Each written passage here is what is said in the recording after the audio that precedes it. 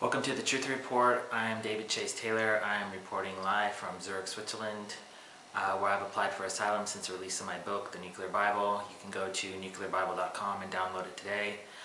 Just so you know, Google has censored our website, truther.org. They took it down for about 72 hours, so they might take down nuclearbible.com. So go there, check it out, download the book for free today. As you know, this is a weekly show dedicated to stopping false flag terrorism. We know that the Obama administration desperately needs a new attack, a new false flag terror attack for Obama to stay in office, and we are trying to make sure that that does not happen. So every week we go over the drills, the patsies, the war games, the exercises, anything and everything related to false flag terrorism. I apologize, last week we were off the air because of truther.org was down, like I mentioned, so we are going to be here whether they take down our sites or not. We're just going to keep reporting. Apparently they don't like what we're doing, but we don't care. So, okay, first off, before I get into the upcoming events, Mardi Gras NCAA Championship in New Orleans this week, I just want to cover really quick Operation Endgame. Now, a lot of people just don't know about this, and it's very important with all the recent news coming out about FEMA camps. I know Alex Jones has a film called Endgame. I don't know if that's cover for this, but Operation Endgame is a 2003 to 2012 plan under implementation by the Office of Detention and Removal Operations of the U.S. Department of Homeland Security Bureau of Immigration and Customs Enforcement to detain and to deport all removable aliens and suspected terrorists currently living in the United States by 2012. So we have about 10 more months. I believe that this plan was going to be implemented post-Super Bowl. That's what my book, The Nuclear Bible, is about, so go check that out, nuclearbible.com. But thankfully they didn't have a chance to do that. So I'm not sure when this plan is going to be implemented or if they're running behind schedule, obviously, but it's definitely something to take a look at. We've documented all of everything there is to document regarding FEMA camps, and that's under the FEMA Camp Terror tab at truther.org, so check that out when you get a chance. Okay, so we have Mardi Gras starting on February 17th, day after tomorrow, running to February 21st.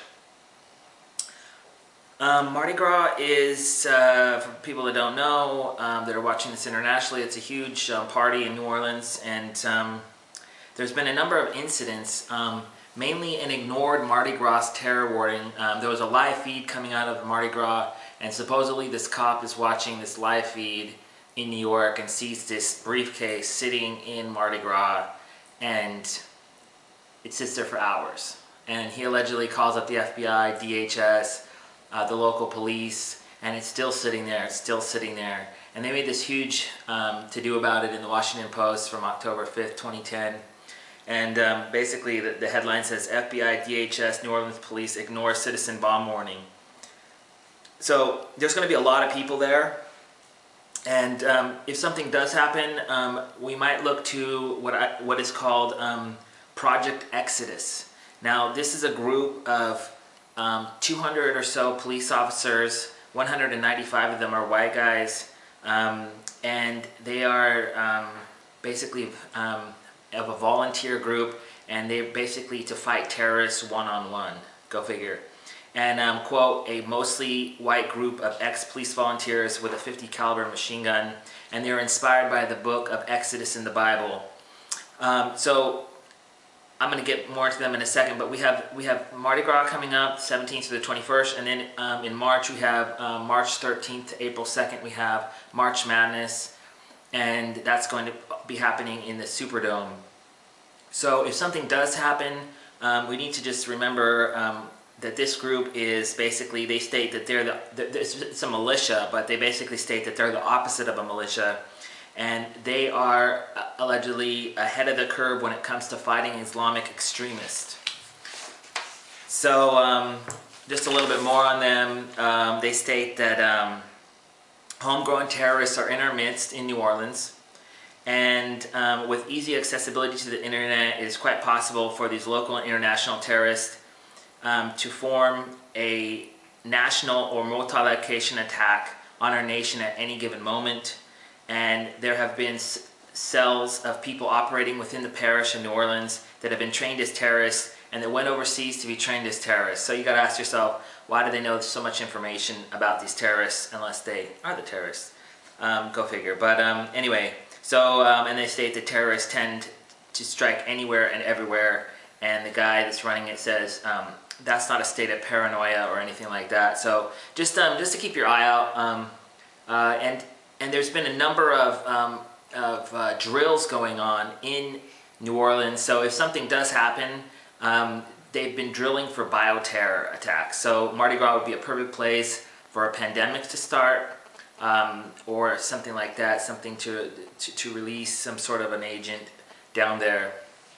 So really quickly, I'm just going to go over some of the drills. There's so many drills, and these are all listed at truther.org. I'm just gonna read you off the headlines from the drills from 2011. So April, we have a disaster drill.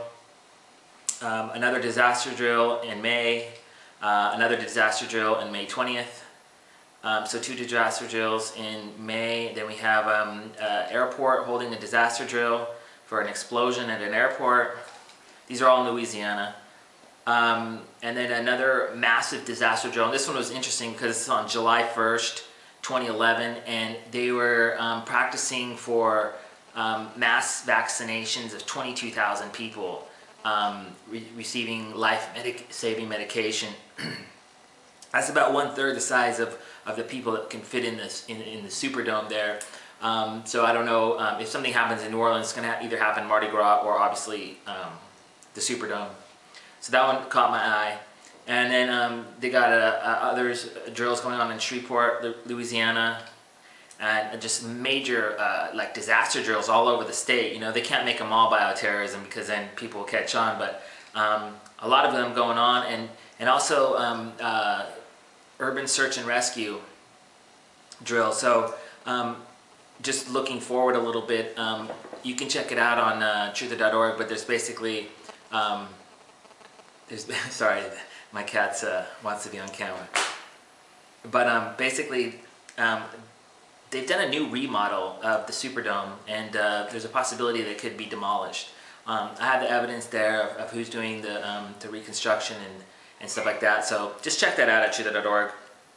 Okay, so here's something what we added to the program that we're going to be covering every week, and basically we're going to be looking at the history of false flag terrorism every week.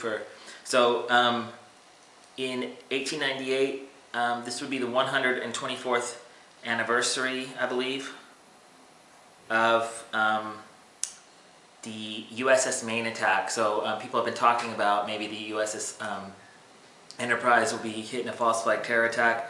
So this is coming up on the 15th, which is today. So today is the 124th, if I'm doing my math correctly, anniversary of that. So look for maybe something like that. People have been talking about it a lot. Also on the 18th is the anniversary from 2010, so it would be the 2-year anniversary of the IRS plane attack. I don't know if you guys remember, but Joe Stack, he allegedly flew his plane into the IRS building in Texas, in Austin, Texas.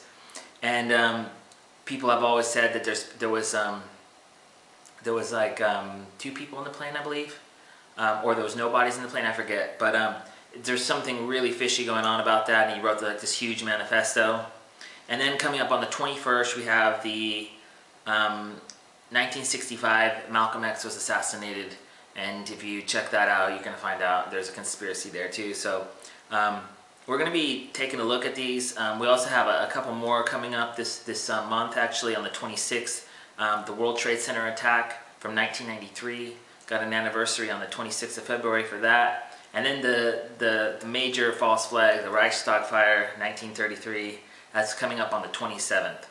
So just looking ahead a little bit. So so we try to do here, just try to inform people about what's going on, past and present, and just try to give people a heads up on different drills and stuff that they're doing. So don't forget to check out our websites, truther.org, obamacsi.com, nuclearbible.com, and as I mentioned in the beginning, I've applied for asylum here in Switzerland since the release of my book, The Nuclear Bible. And if you'd like to check out my situation and see what's going on, you can go to davidchasetaylor.com. Otherwise, signing out from Zurich, Switzerland, David Chase Taylor. Peace.